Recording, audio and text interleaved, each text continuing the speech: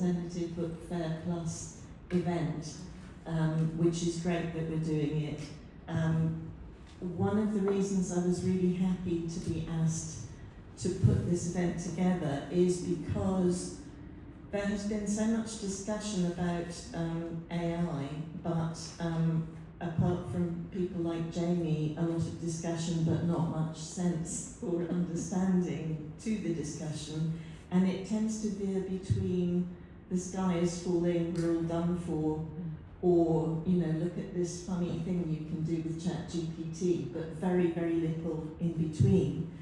And I also like the fact that the panel is called Human Rights, because although we're here primarily to talk about books and writing and creativity and how that is intersecting with and being affected by AI, I don't think that any of this stuff happens in a vacuum, and what is happening in publishing.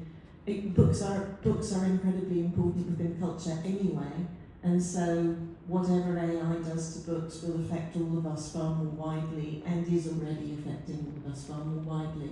So although I'd like to sort of start with writing processes and talking about books, I'd like to move it more broadly, and we'll definitely be taking questions from the audience. We started late, so we're supposed to finish at 7:30, which we will endeavour to do, but also, as you may have seen, there's something else that human authors can do that AI authors will not be able to do, and that is to have conversations with you afterwards and sign copies of books. All of their books are here, so well, not all of their books. If all of their books were here, you wouldn't be able to get out of the room. But a lot of their books are here, so I encourage you to come up and talk to them about the books and get them signed afterwards. I want to start by saying I've known all of these people and their work for a long time. They're kind of meeting each other for the first time or don't know each other well.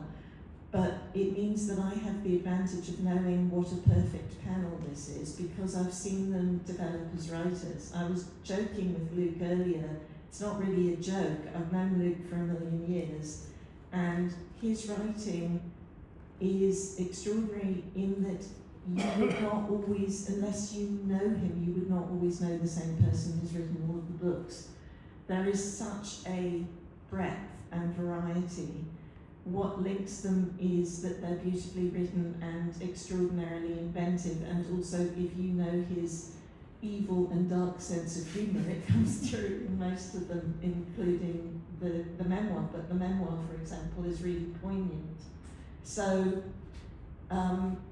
that's, you know, again, if we're thinking in terms of AI, I was having fun with ChatGPT, asking ChatGPT to write me what these people would say in their own voices.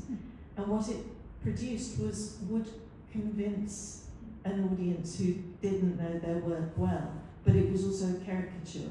It picked on certain aspects of it. So Luke's answer about from ChatGPT about AI and writing immediately went to sort of some kind of murder analogy.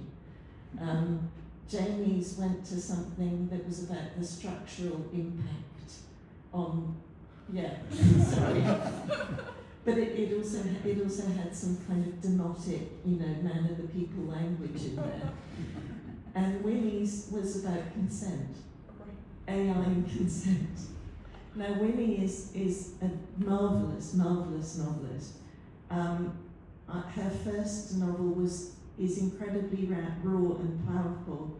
Her middle one is kind of like really pacey, almost more like a thriller. And then you get to this one that she's just done. I literally cried on the street the other day, because I often go between reading books and listening on audio. And I finished it on audio, and I was sort of walking along feeling really embarrassed and then wanting to tell everyone, buy this book. So I'm telling you, it is a fantastic book. But again, it means I've seen her development as a writer, which we are now seeing, we're seeing AI, and I want to get to this. We're seeing it being able to do more and more and more of this stuff. But I'm giving this as a preamble to what is the human, you know, because a lot of what we're talking about is AI is derived from all our work. And the thing it isn't is human, but it can mimic it very well. So I'm going to ask all of you about the way in which your sort of writing process. And just before I do it, I'm going to read a very brief quote from Nick Cave. It's not about novels, but it's what he wrote about songs the other day. And he's talking about how good they are getting, these programs of writing songs, and he says, this is what grieves me. Their output will be identical in presentation, perhaps even superior, but entirely devoid of soul, cynically undermining the need for matters of the spirit, the sacred, the divine. What is the purpose of the soul, they scorn? What is its material use? These are the questions that ring out like a final, hollow bell tolling at the end of the civilization where the last threads of meaning have been severed and discarded. I could go on, I won't, but the point is there's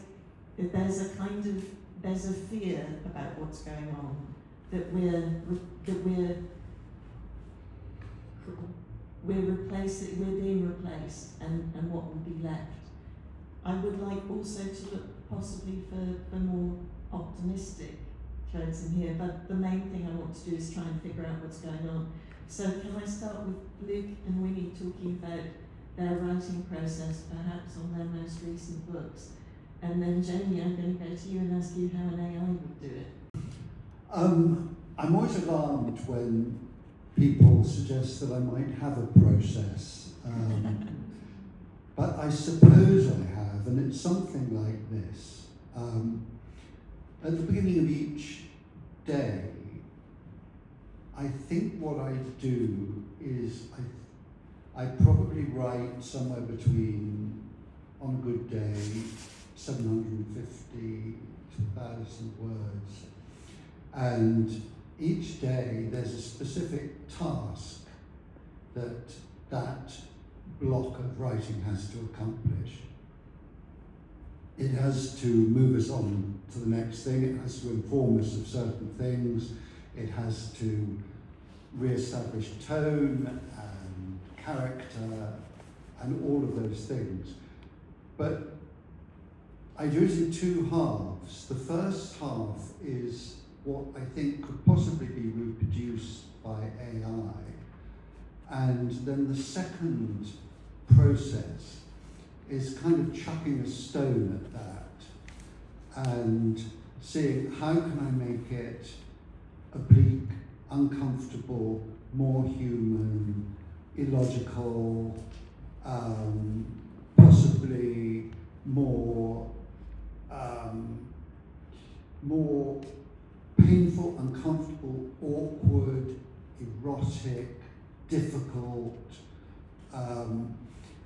in ways that I think we all recognize, but don't necessarily, it's not rational, it's not logical, it can't be kind of corralled into a system.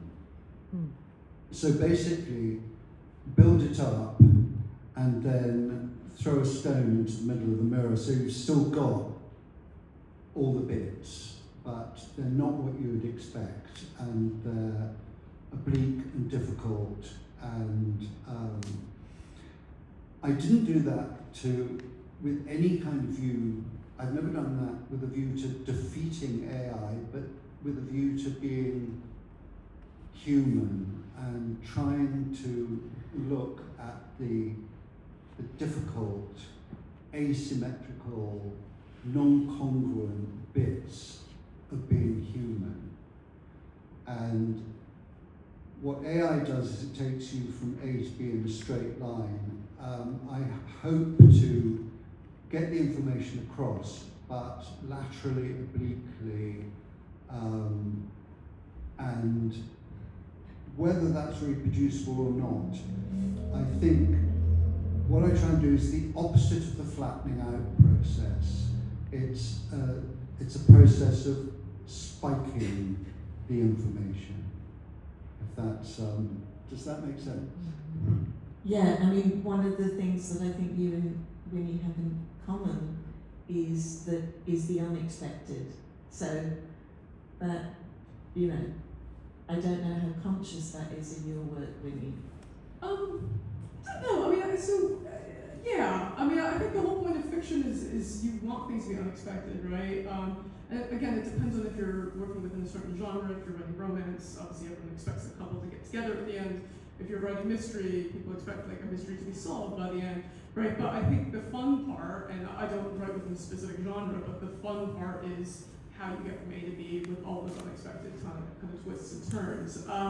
And I guess for myself, like I'm going to speak less about kind of my everyday writing process, but just the genesis of an idea for a book. So if I were to when I write a book, normally the idea for the novel's been knocking around in my head for at least 6 months, ideally a year or more. So it's just been like marinating in my head, where I've thought somewhere along the way, now, this would be an interesting premise for a novel, and then I just kind of go through life and I'm always just like picking up different bits where I'm like, oh no, that could be an interesting scene, or that could be an interesting scene. So by the time I sit down and start writing my first draft, I've been thinking about the characters and the themes and the scenarios for at least a year, right? But then, you know, I'm writing that when I write the first draft, but I then end up drawing upon a lot of stuff I've lived, right? Just, I think any writer would do that, particularly writers of fiction, which have maybe a more realist bent towards it. So I'm always kind of like, to some extent, mining my own life, right, for that emotional honesty that you could then hopefully put into your characters.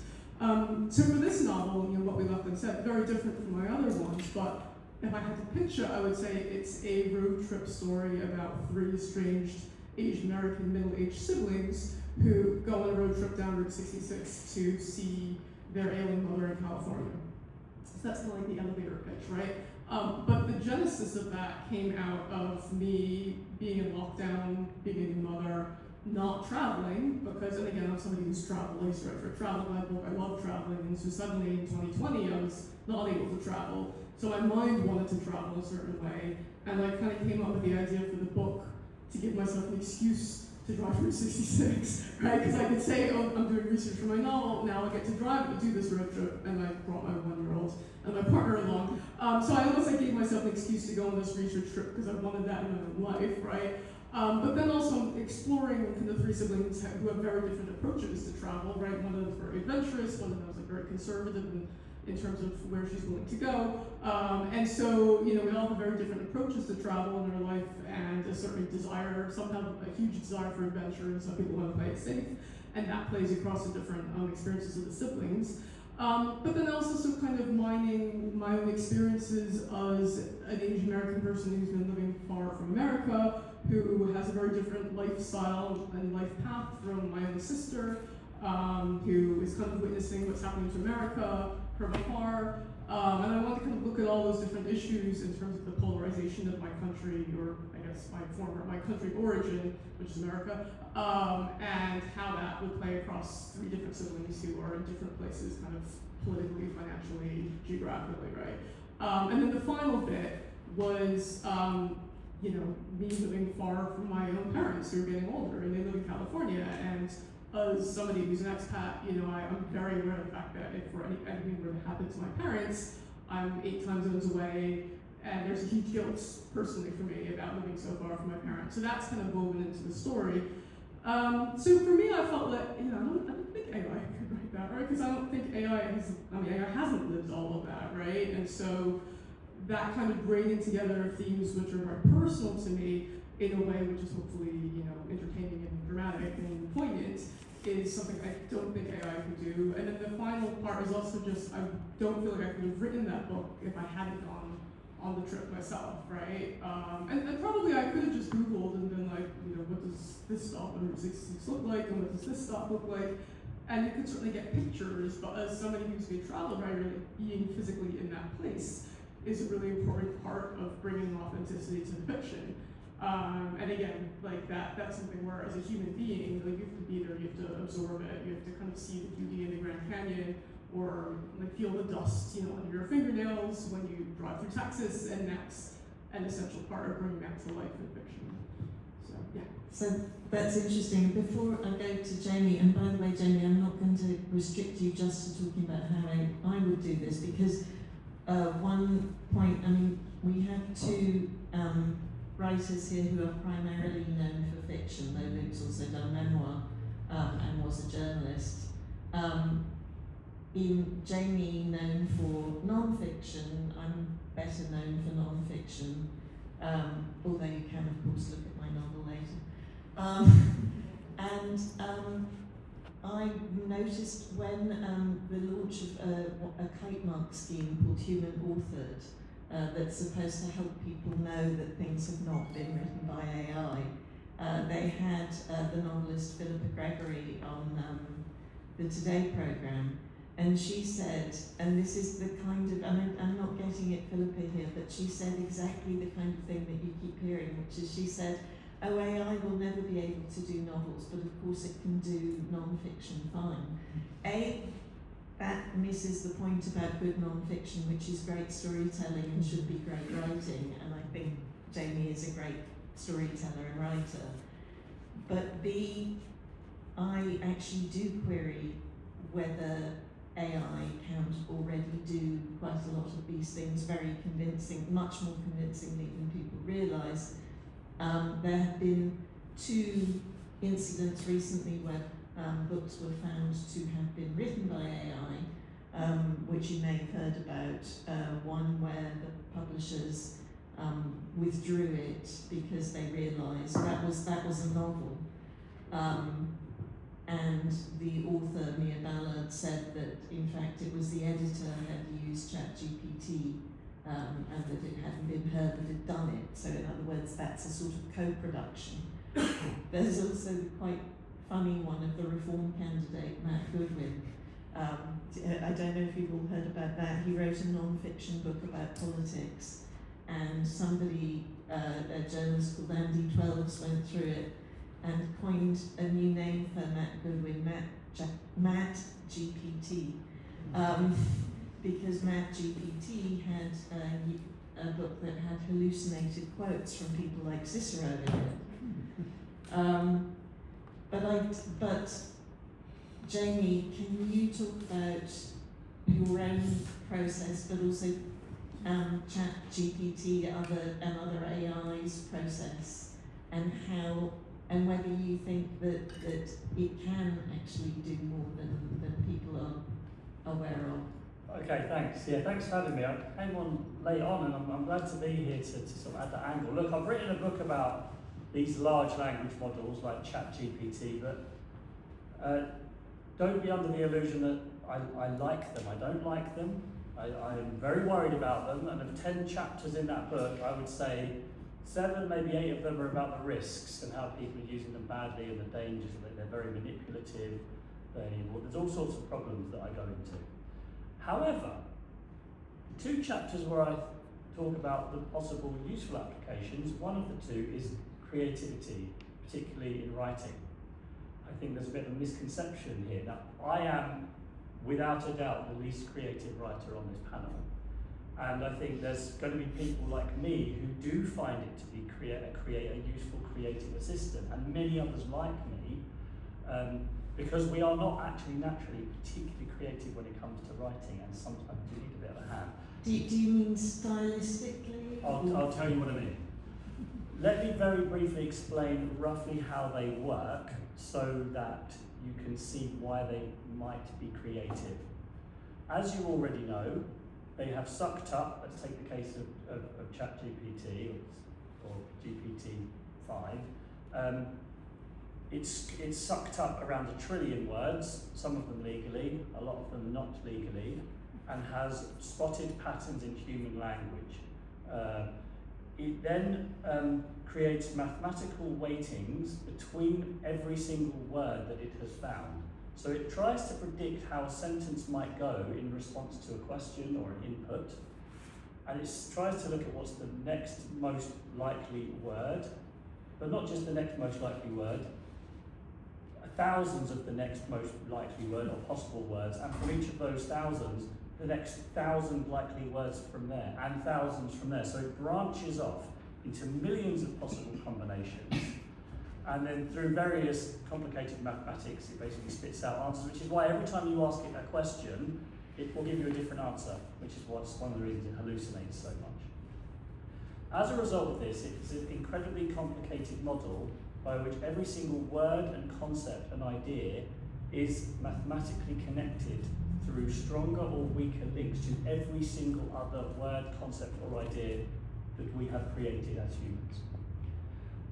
When you go onto ChatGPT or Claude or Gemini or whatever and write in a simple question, the base model, the standard model, it wants to give you a plausible and statistically likely answer, which is why it is rubbish. It reads boring, it's average, it is literally the sum and total of average. It's trying to give you the likely answer, so it's by definition the average of everything it's seen, which is why you can spot things that have been produced by ChatGPT when people don't know how to use it properly. I could produce paragraphs you would never ever know was written by a machine. Because if you are clever in the way, every single word, even full stop, that you enter into ChatGPT influences the outputs that you get. So when you create these bizarre and peculiar scenarios and role-playing prompts for it, it starts creating all sorts of crazy stuff, weird stuff that you'd never imagine. Here's a fun little game that you can just play at home. I said before, every concept and word is connected to every other. So take any two ideas that you can think of, any two words in the world, and put them into a model and say, tell me in what ways these two words are conceptually related to each other. And I guarantee you it will come up with something pretty creative that you would not have been able to think of, but that actually makes some interesting sense, philosophical sense, bizarre sense. So I think the models are actually, when you know how to use them, because of how they have been designed, they're almost by default creative when you know how to use them, because analogical creativity of sort of connecting different ideas together is how they've been created. So when you know how to prompt them and nudge them and push them, it can be really quite useful. For brilliant writers like these guys, not so much, not so much. But I think there are many of us out there that really do struggle and will find value in this. And if you think of how much terrible writing there is out there in the world, large language models are actually capable of transforming the style of that into something slightly better or something more accessible to people. For anyone who's neurodiverse, large language models could be a brilliant accessibility tool because they can shift styles of text really quite easily. How many people every year sign contracts they do not understand and get scared?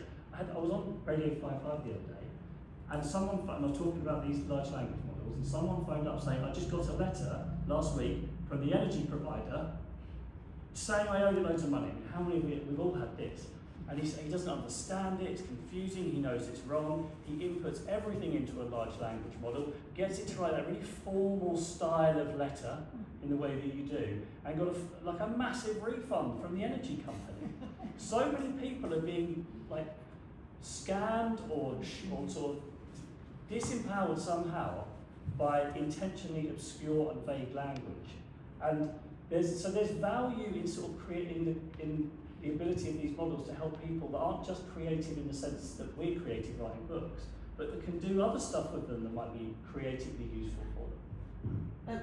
So, I mean, that's the whole kind of Prometheus problem though, because you're talking about something that can help and improve accessibility. And I don't know if there's somebody who may or may not be here who contacted me on LinkedIn about making audiobooks purely through AI and talking about that being an improvement for accessibility, which on one hand is true because most books do not get audiobook versions, but on the other hand, audiobooks produced by AI have mostly not been anything like as good as properly produced ones. But also we're all sitting here thinking, oh, but we don't have any words left, which is a different reaction. but you're also describing something that can commit fraud. So it can help you or it can commit fraud.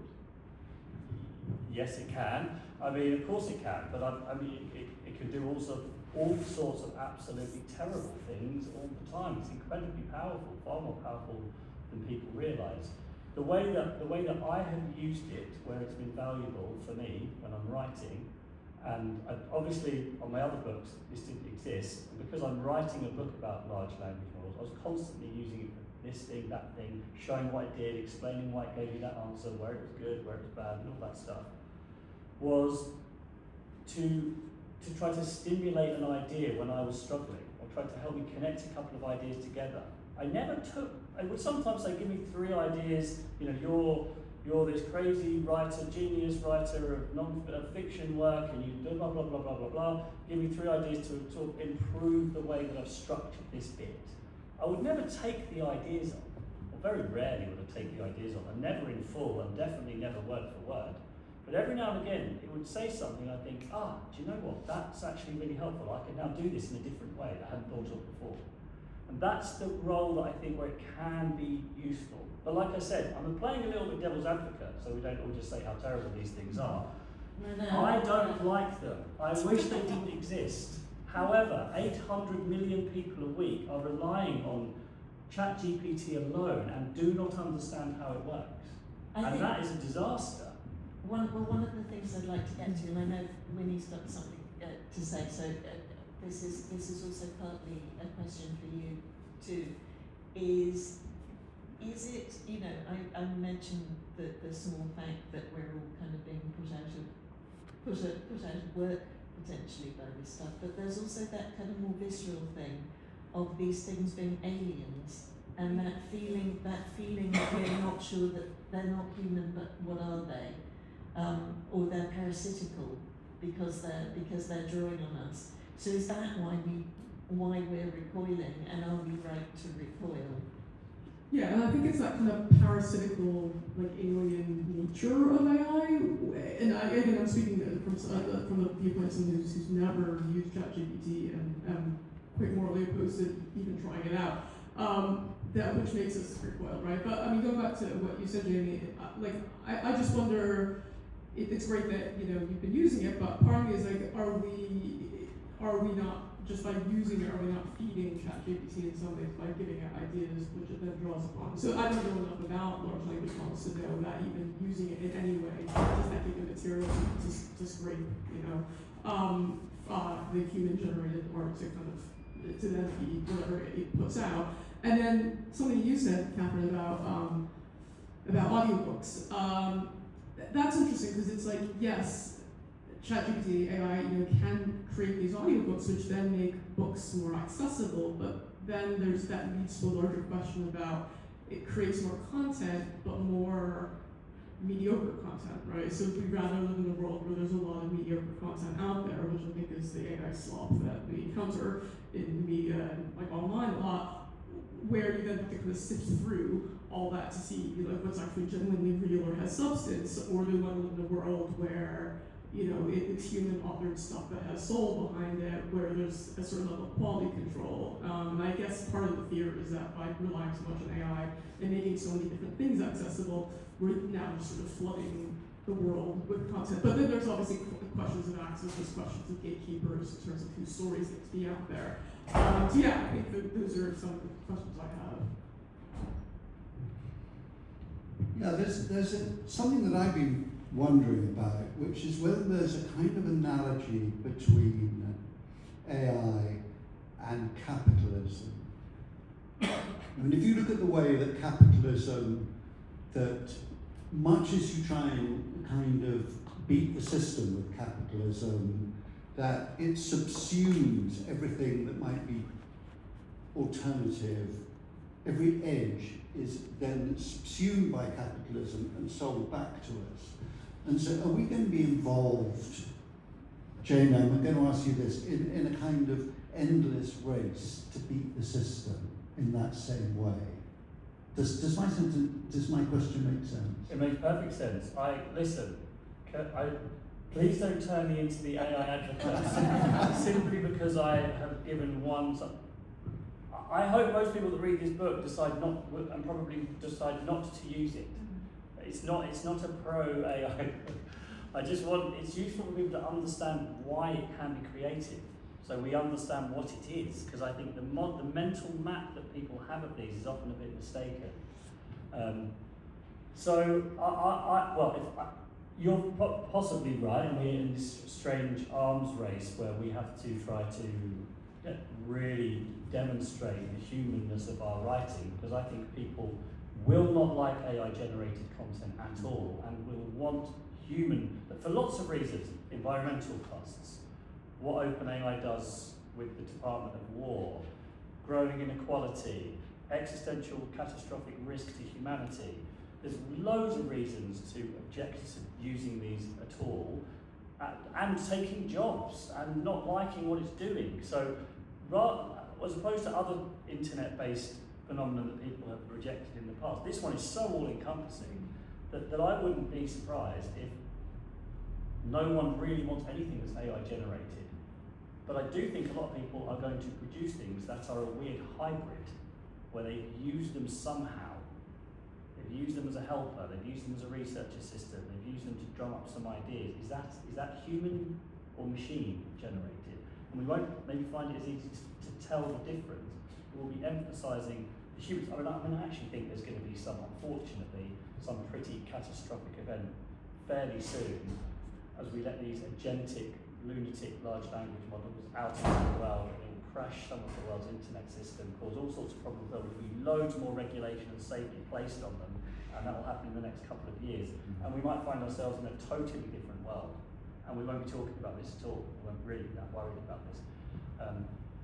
But we had to have disaster first. But small level disaster, unfortunately, and I know that some of the CEOs of the big companies kind of know that, and they think that is the way, this is the only way that we're going to properly regulate this. Will be something bad happening first, which it, unfortunately I think probably will at some point fairly soon.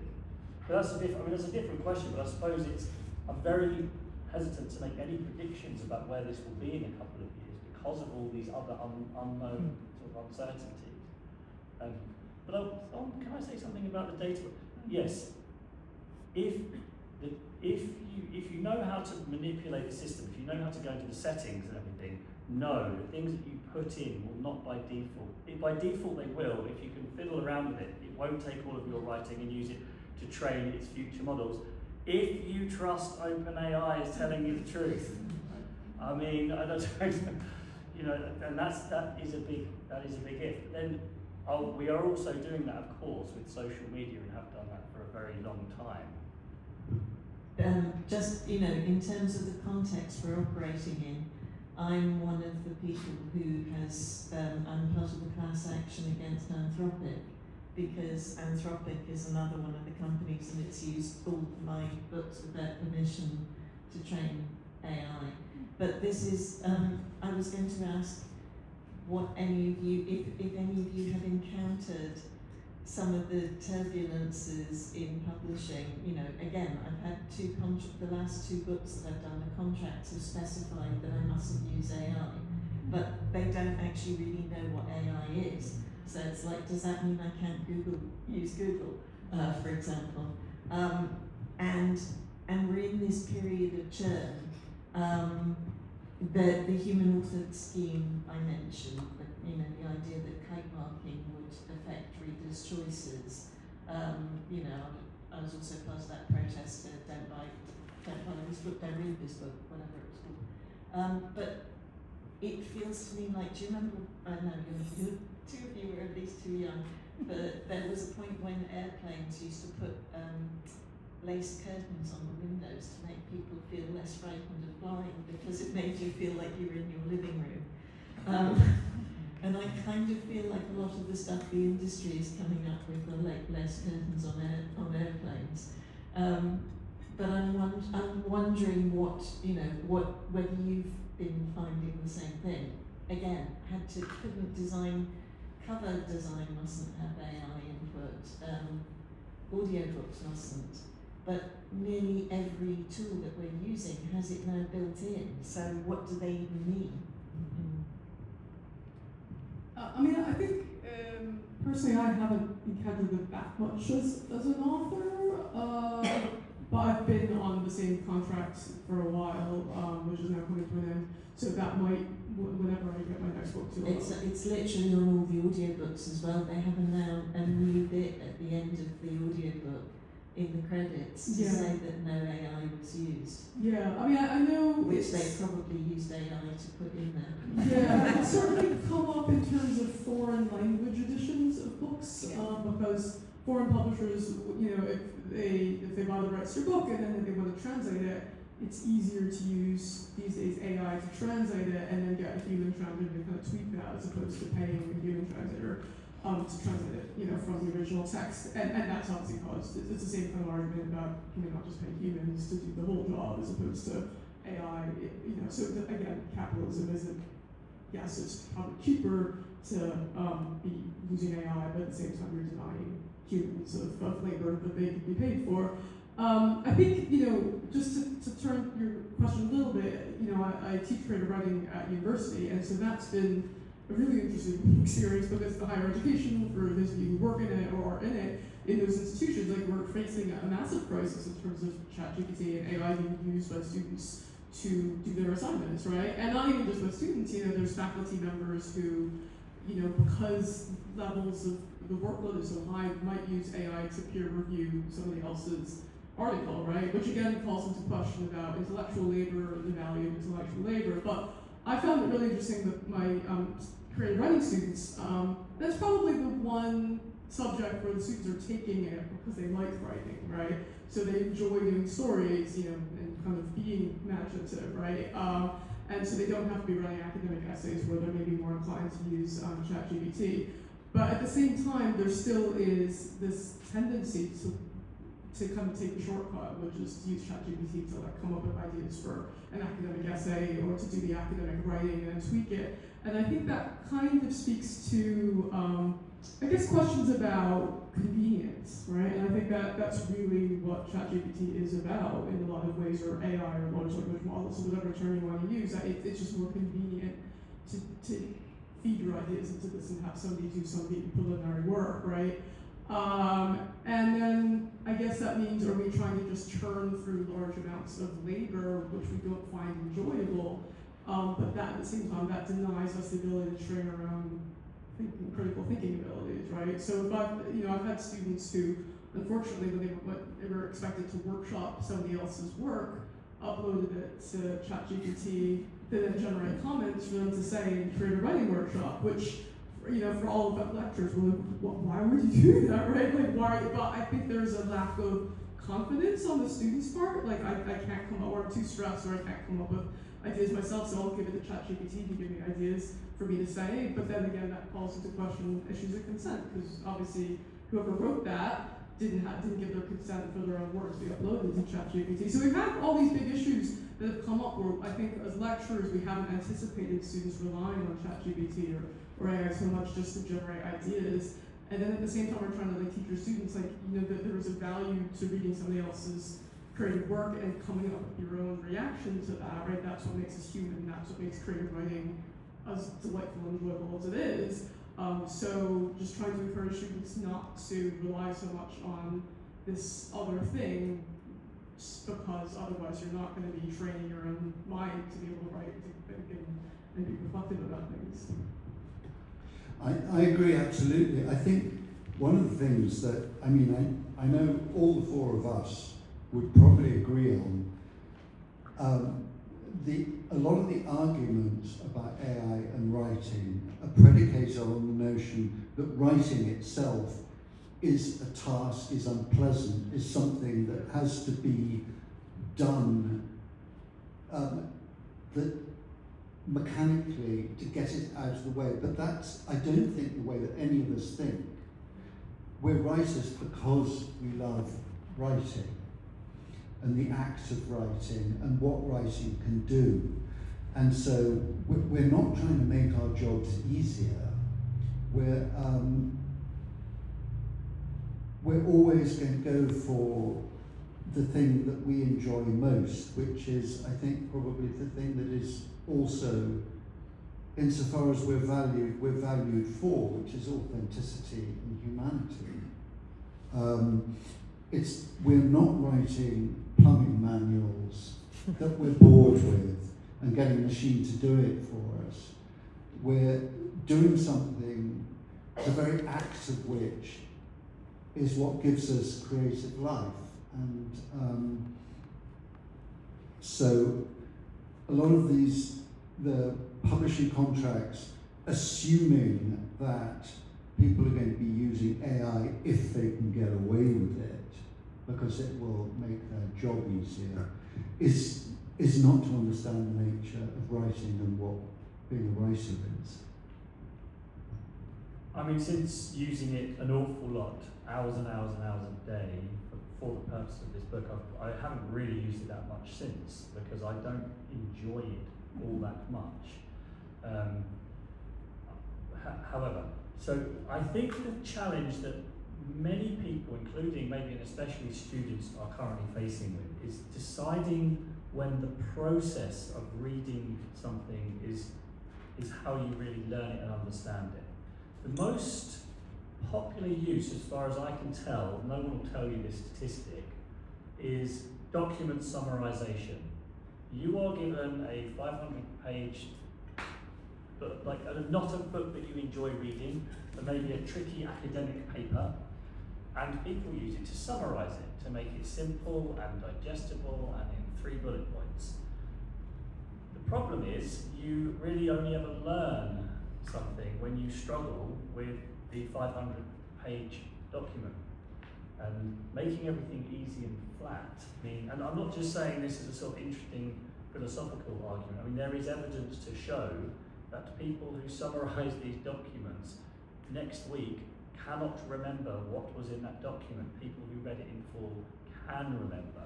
There's been studies that have found, literally with MRI scanners on their heads, students, one group is asked to write essays with the help of ChatGPT. One group is asked to write essays just using good old-fashioned brain. The ChatGPT group did produce more stuff, and it was of comparable quality, if not better. But their brain was not actually very engaged, like it wasn't lighting up. 1 week later, they could not remember one thing they'd written. The brain group could remember it really well, they had much better recall and felt more attached to the subject. So we are sort of partly at risk of trying to summarize everything and then cognitively outloading everything, not engaging with difficult material because we don't have to anymore because it's going to be presented to us so easily, and then not learning it properly.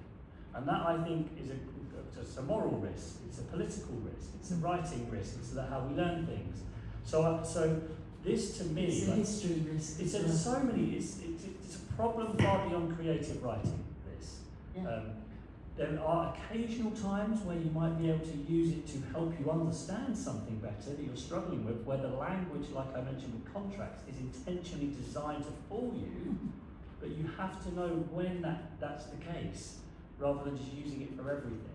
I saw Willie wants to ask a question, but I'm also aware that we're running late and I wanted to make sure we get some questions from the audience. And I'm aware that because it's humans that run the library, they probably do need to go home at some point. Damien, do you think we can overrun by... Yeah, overrun 10 minutes. If you're all happy to overrun, then we'll take some questions from the audience as well. I'm brilliantly wearing my reading glasses, so I can't actually see any of you. I can see movement, but yeah, do you want to? Can I just say one quick thing while we're... Yeah. Okay, yeah, so just what you were saying in terms of document summarization, it reminds me of Cliff's Notes. I don't know if Cliff's Notes is something... Yeah, okay, so, but again, it's like if you're in high school or you're in secondary school or college or university, you're assigned to read Great Expectations, you're going to like power through and read all those 100 pages or read like the Cliff's Notes summary, right? So I guess these days AI will do it for you. And yeah, I think there's that fear of having to read through hundreds of pages of writing from the 19th century, but then, you know, you wouldn't, I'm going to use Thomas Hardy as an example because I prefer him, but like if you were to read the Cliff's Notes or the AI summary of Tessa D'Urberville's, you'd get the story and the themes and the characters, but you'd be missing out on the beauty of Thomas Hardy's writing. You'd be missing out on his descriptions of the landscape, and just it's the beauty and the art of the language, which doesn't get captured in document summary. So it's again, it's that. Yeah, so it's like we're reducing works of art to just, ideas and bullet points, which is obviously very sad, but then, I guess students feel the need to do that, or people, where they feel like there's too much content to cycle through, they'll fall to that. So, questions?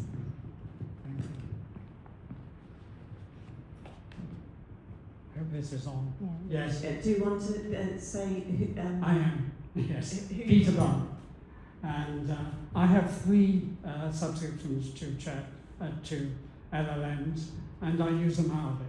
So I just wanted to say that. But it's been a fascinating demonstration here of the various ways in which each of you interact.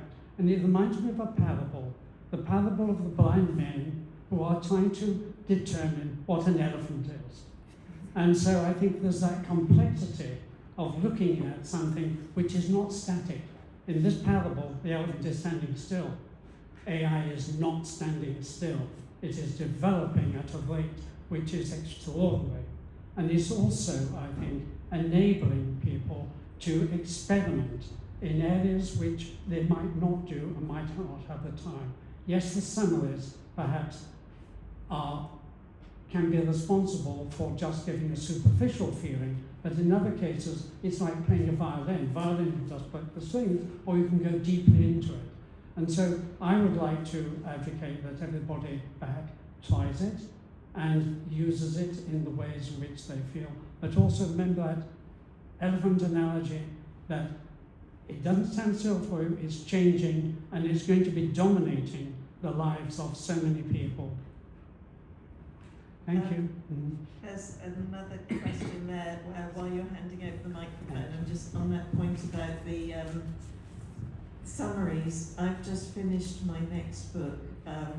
It's a very long book, and every single day Adobe asked me whether I wanted a summary. I couldn't find a way to switch it off, so I was shouting "fuck off" at my computer literally every day writing that book. I wasn't going to say this, but I do agree with that. My name is Bob, another American expat. Way to go, expats. I would like to just comment on the contracts that say no AI has been used in this. I think we make an error if we assume that the motivation for that is some sort of creative purity rather than questions of ownership and copyright viability. I think that we kept on sort of steering back to capitalism, which is where it all comes from. And so these contracts are like that so that the people who we speak to and we try to get published by or produced by want to make sure that they can own the thing later on, rather than something that we can get away with using AI. Although I do agree that quickness to market is a thing that they value very, very much, and AI works a lot more quickly than human writers do, regardless of quality. What I wanted to ask about was, I write screenplays more than I write books, and so publishing is not something I'm very familiar with. But what I am familiar with is companies like Disney, Warner Brothers, Paramount, and so on, Netflix, are using AI to analyze scripts. You submit a script, they run it through some of these services, and the AI service spits back, here are the strengths, here are the weaknesses, here's the marketability, here's what the budget's gonna look like. How do we feel about gaming the system, since those services are also available to us? I can submit my script first, see what the weaknesses are, using the exact same tool that they're gonna use, and get a copy of the other team's playbook before the game starts, and submit something that is even stronger.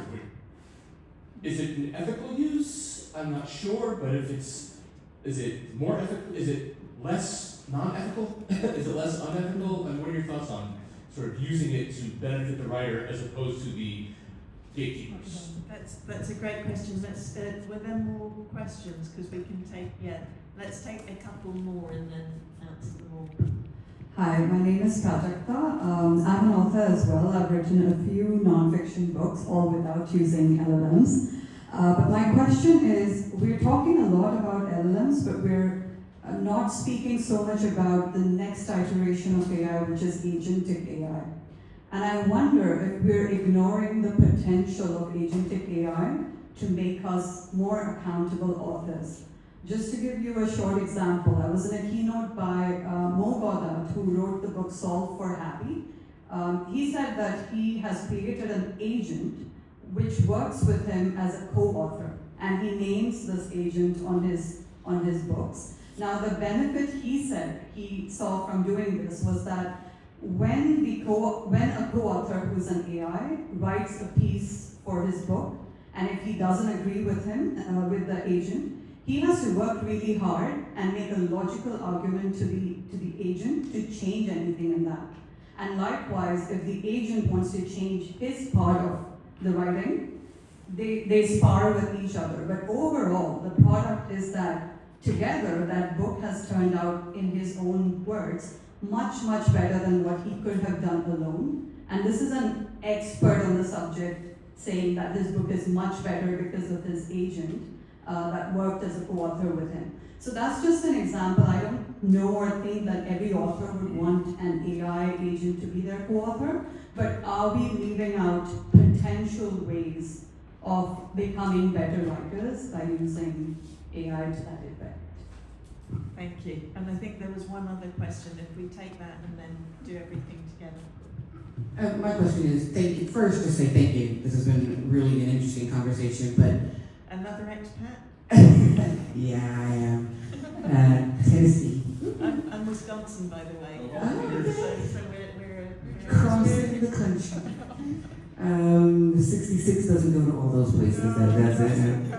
I just really wanted to say that there was a podcast that I was listening to maybe about a week or so ago, and it basically said that it's not necessarily that AI will take our jobs, but the people who know how to use AI will take your job.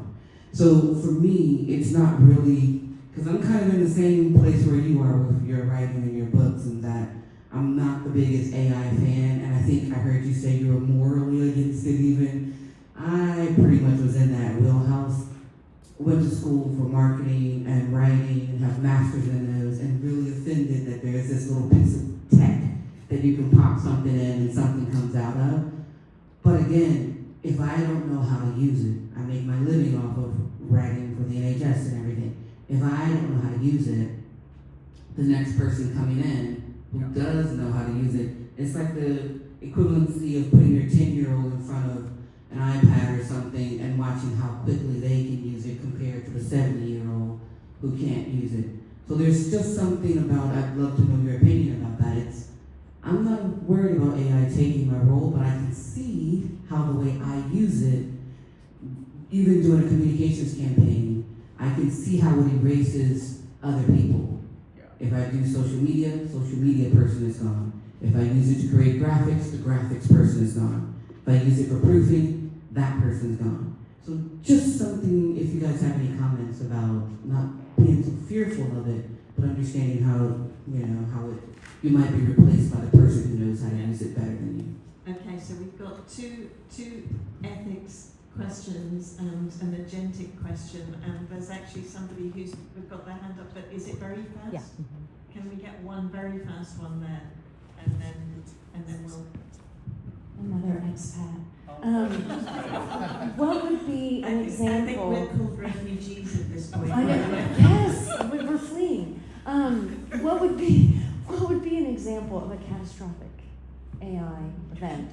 That's just a quick question, just curious. Okay, yeah, lovely question, but a happy one to end on. Yeah.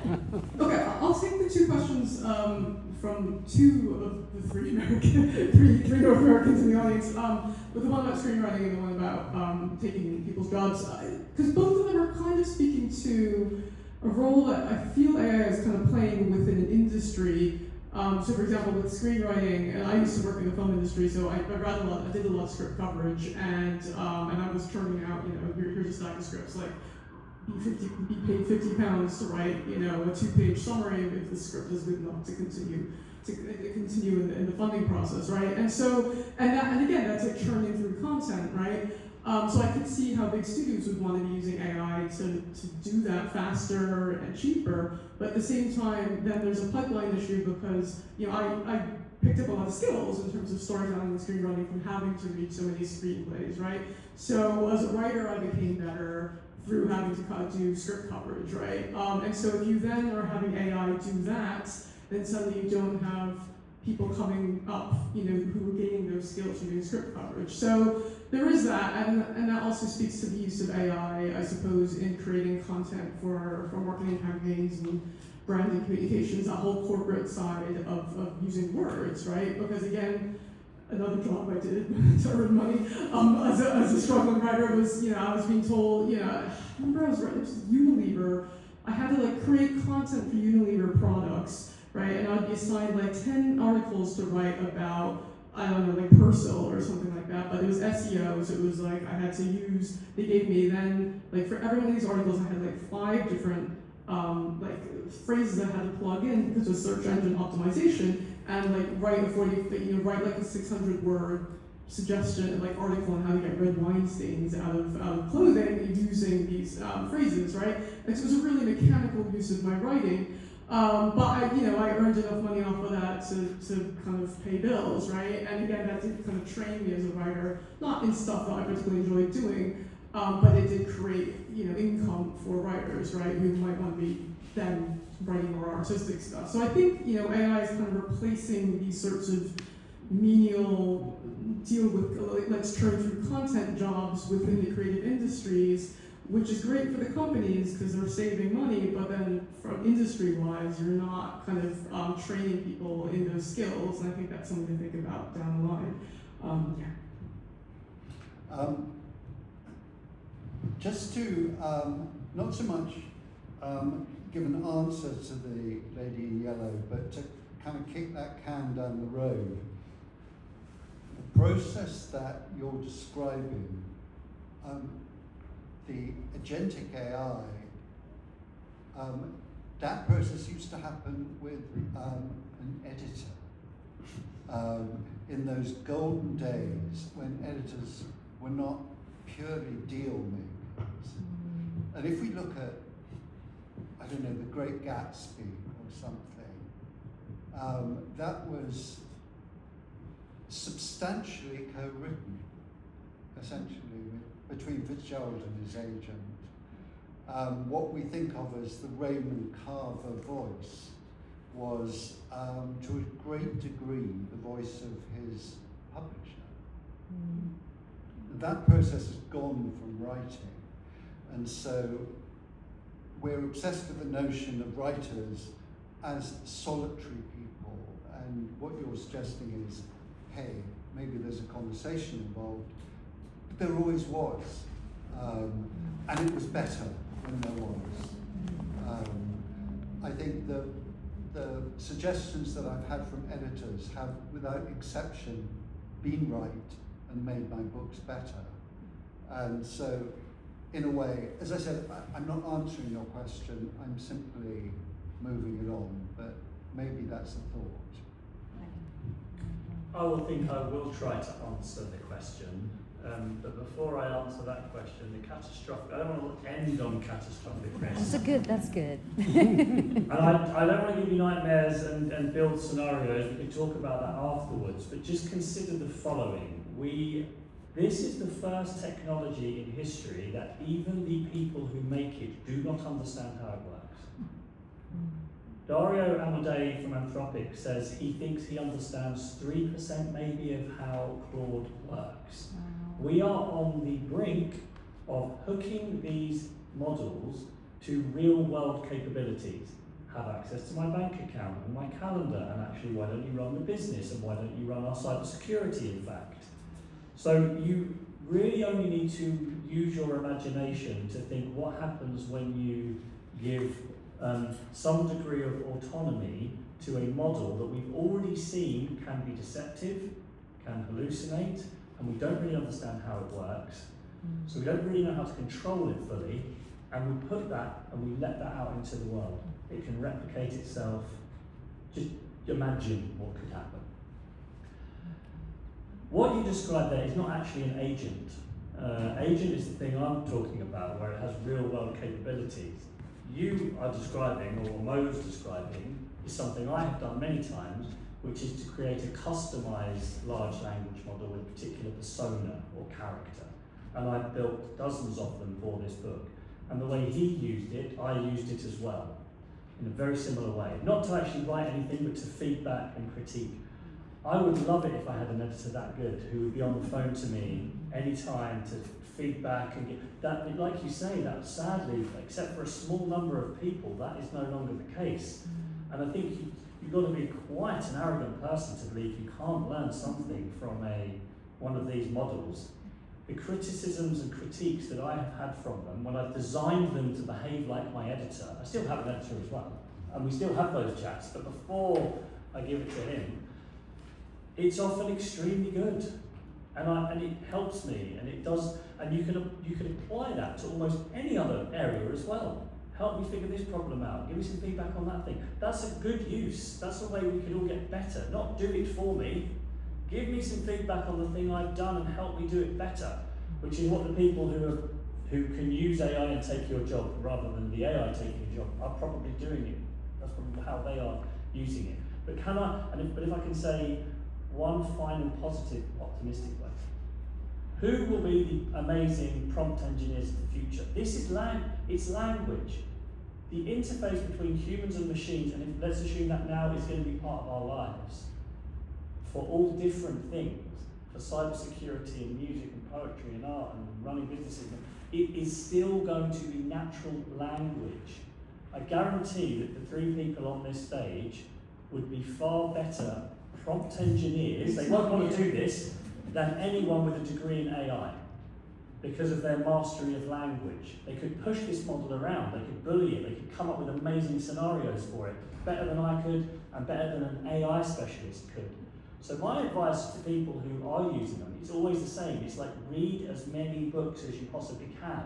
Your language will improve, and language is what you are communicating with these machines using.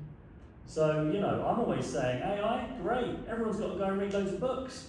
Real books written by real people, because that's how you get a good user of the models. That could not be a more perfect place to end, because of course this is not the end, because you now have the opportunity to come and look at the books, get them signed and read them. And can I just, I said before, these are fantastic writers, these are fantastic books. I have had the privilege of putting together this panel and therefore reading everything that's on that table. So please, it will, except for Jamie's, which I'm about to buy for myself and get to sign. So please come get books, talk to us, and thank you so much to the panel, and thank you to Damien for organising this wonderful alternative.